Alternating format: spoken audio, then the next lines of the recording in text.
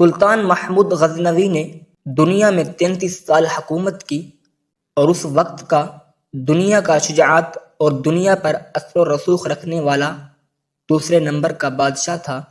پہلے نمبر پر چنگیز خان، دوسرے نمبر پر محمود غزنوی تھا، تیسرے نمبر پر سکندر یونانی تھا، چوتھے پر تیمور لنگ تھا اور یہ دوسرے نمبر کا بادشاہ تھا۔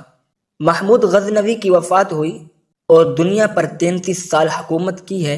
یہ واقعہ سچا اور انفریدی حیثیت رکھتا ہے کہ 1974 میں شہر غزنوی میں زلزلہ آیا، جس سے سلطان محمود غزنوی کی قبر پھٹ گئی اور مزار بھی ٹوٹ پھوٹ کا شکار ہو گیا۔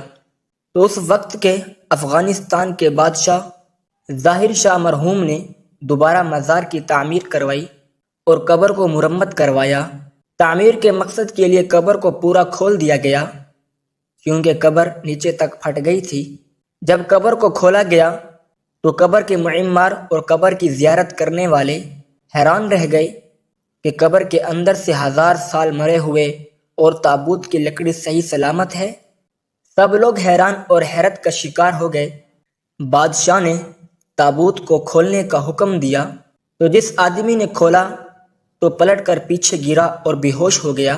جب پیچھے لوگوں نے آگے بڑھ کر دیکھا تو وہ سلطان جو 33 سال حکومت کر کے مرا اور مرے ہوئے 1000 سال گزر چکے، وہ اپنے تابوت میں ایسے پڑا تھا جیسے کوئی ابھی اس کی میت کو رکھ کے گیا ہے، اور اس کا سیدھا ہاتھ سینے پر تھا، الٹا ہاتھ اور بازو جسم کے متوازی سیدھا تھا، اور ہاتھ ایسے نرم جیسے زندہ انسان ہوتا ہے، اور 1000 سال مرے بیت چکے ہیں۔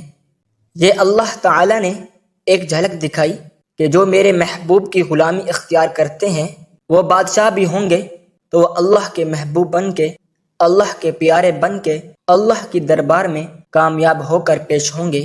زندگی مختصر ہے اور وقت تیزی سے گزر رہا ہے۔